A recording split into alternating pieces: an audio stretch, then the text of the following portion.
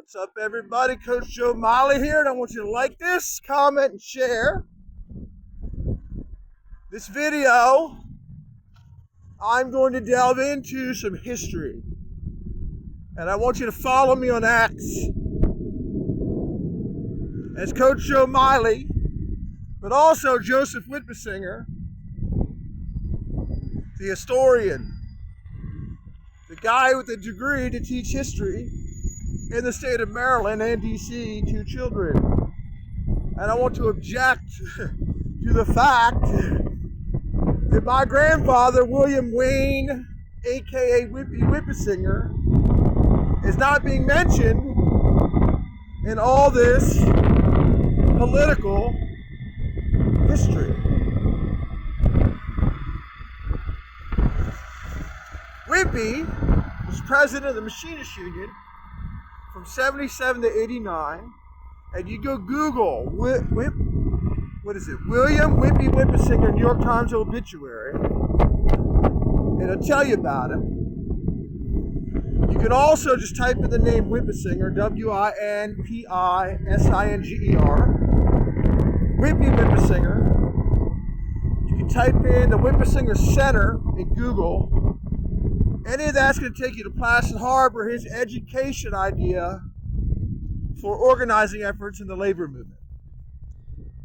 That is my grandfather, and I don't know why he's not being mentioned right now, considering he supported Ted Kennedy and RFK Jr. was a deciding factor in the last election, considering his rival at times is President Jimmy Carter, considering the Black Lives Movement political slogan,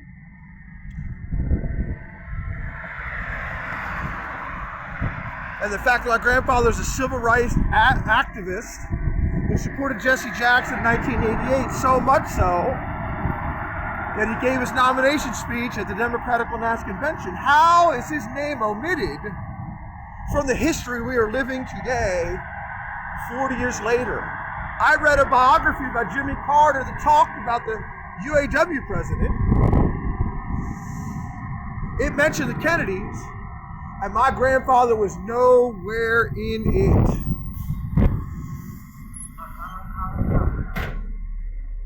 Nowhere in it.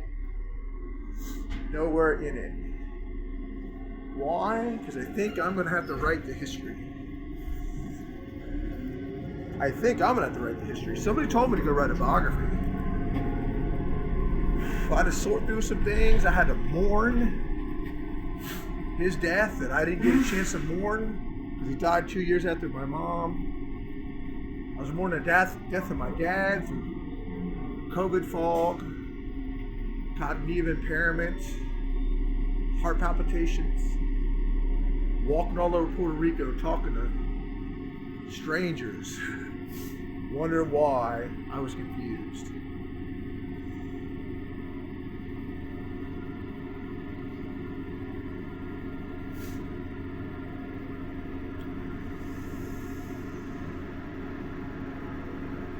What would Wimpy do today? Now, I'm not into politics. I'm into high-ticket remote sales coaching. And I'm going to start with real estate. And I'm going to start with $1,000, half up front, half once you get the coaching. I think I'm going to target real estate teams that want their buyer's agents to be able to create viable prospects, set quality appointments, then let me coach them to closing appointments. That's what I will do. And I'm going to do 7 hours of calls, sitting up in the comm room of a homeless shelter, hoping that if I start on Thursday, by next 2 hours,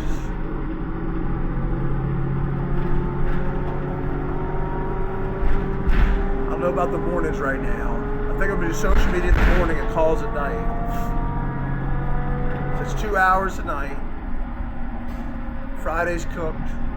2 hours Monday night. And if I needed 2 hours Tuesday night, by next Wednesday, I should have $5,000 to $7,000 sitting in my bank account. 10% going to the church, and the other 10% is going to be given half to guide dogs, half to Catholic Charities, and then the third 10% is going to be saved until I find out who's trying to sue me, potentially, and just send a certified check to whoever that is to end whatever the hell people try to tell me to do. I don't know. I have no idea. Somebody keeps mentions $100K to me, said to give it to my family. It's a stranger. My family's never asked me for it. I was going to give it to my cousins. I don't care where it goes. I guess I'll hire a lawyer to call around and say, hey, where do I need to send this $100K? It's probably realtors. People that felt that I ripped them off. Doesn't matter. I'm starting out $100K in debt, and I'm the greatest bet in the history of the world at that third 10%, up to $100K, to move on with my life.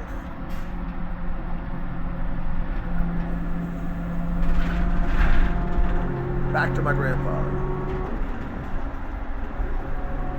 I might stay there. That's $500 a week at even.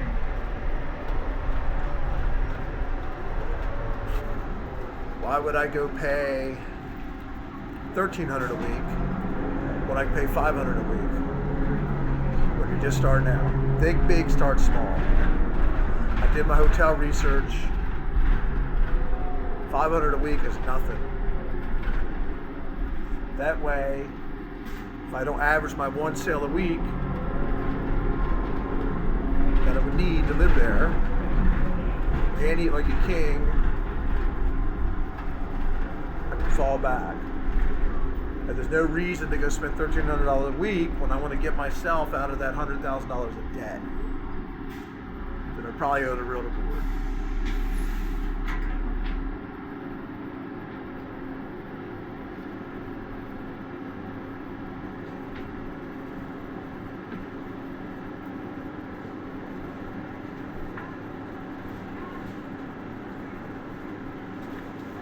Repeat, I want you to like this, comment, share. So if you want to know what I would have done this last election, you go to X, look at the pinned tweet and the comments. Where I tag Grant Cardone, Jordan Belfort, and then the guy that runs Cardone Capital.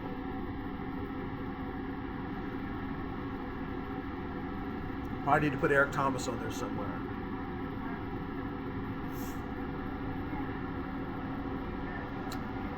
Eric Thomas can keep $127, I think. I might need it today.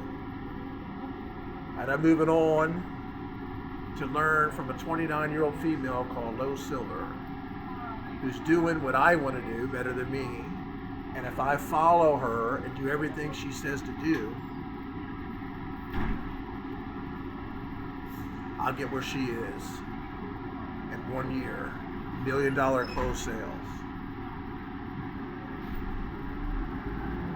And then go from there. You got to make the first million before you worry about the rest, in case you were wondering.